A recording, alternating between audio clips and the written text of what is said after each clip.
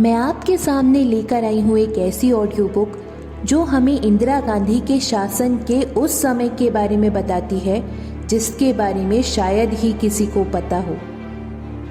25 जून 1975 आधी रात को भारत देश की डेमोक्रेसी की धज्जियां उड़ गईं और इस देश पर डिक्टेटरशिप के काले बादल छाने लगे। 26 जून 1975 से 23 मार्च 1977 तक 21 महीने में देश में क्या क्या हुआ, यह बात ज्यादातर जनता नहीं जानती। शुरुआत होती है सन 1971 से, जब इंदिरा गांधी उत्तर प्रदेश के रायबरेली से लोकसभा सीट के लिए लड़ी और 1300 वोट से जीत भी गई। हारने वाले उम्मीदवार संयुक्त पक्ष के राजनारायण सेना में रह चुके थे। हारने के बाद उनने इंदिरा सरकार पर केस कर दिया। कारण था चुनाव के दौरान 2 बार किया गया आचार संहिता का भंग। राजनारायण ने हाई कोर्ट में इन 2 बिहाफ पर केस किया था।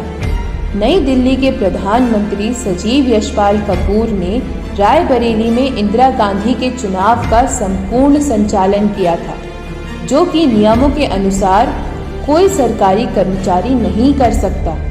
और दूसरा, रायबरेली में जो मंच लगा था उसकी फंडिंग उत्तर प्रदेश के सरकारी कर्मचारियों ने की थी, जो कि आचार संहिता के खिलाफ। राजनारायण का केस एडवोकेट शांति भूषण लड़ रहे थे। ये वही शांति भूषण हैं जिनके बेटे प्रशांत भूषण आज के आम आदमी पार्टी के सदस्य हैं, जबकि इंदिरा गांधी के वकील थे VIP खरे। केस की कार्यवाही में 1975 में खुद जस्टिस सिन्हा ने प्रधानमंत्री को कोर्ट में हाजिर होने का समन भेजा। ये अपने आप में एक बड़ा ऑर्डर था। मामले की सुनवाई कर रहे थे जस्टिस सिन्हा, जिन्हें काफी स्ट्रिक्ट जस्टिस माना जाता था। सवाल ये था कि क्या वे जस्टिस प्रधानमंत्री के खिलाफ फैसला देंगे। इससे पहले कभी खुद भारत के प्रधानमंत्री की कोर्ट में पेशी नहीं हुई थी। 18 मार्च 1977 के दिन श्रीमती इंदिरा गांधी कोर्ट में हाजिर हुई। प्रधानमंत्री का मान रखते हुए उनके बैठने की व्यवस्था न्यायमूर्ति के बाजू में ही की गई थी, लेकिन उनकी कुर्सी जस्टिस सिन्हा से थोड़ा नीचे रखी गई थी। इस घटना से यह साबित हो गया था कि जस्टिस सिन्हा किसी भी पक्षपात के बिना अपना फैसला सुनाने वाले थे। इसके बाद उनके अनुसार उनको खरीदने के कई प्रयत्न किए गए, लेकिन सारे नाकाम साबित हुए। कुछ दिन तक कार्यवाही चली और समाचार मिले कि जस्टिस सिन्हा ने इंदिरा गांधी को अनसीटेड कर दिया है। साथ ही साथ अगले 6 महीने तक कोई इलेक्शन लड़ने की परमिशन भी नहीं थी। ऑर्डर के पेपर इंदिरा गांधी तक पहुंच गए। उनके चेहरे पर गंभीरता आ गई।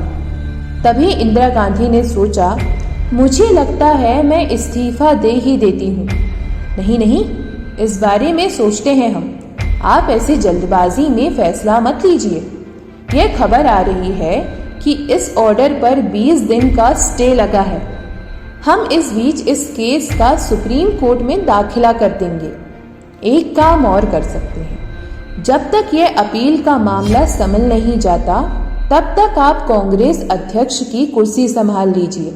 मैं प्रधानमंत्री की कुर्सी संभाल लेता हूँ, और जैसे ही ये मामला सुलझ जाता है आप फिर से कुर्सी संभाल लीजिएगा।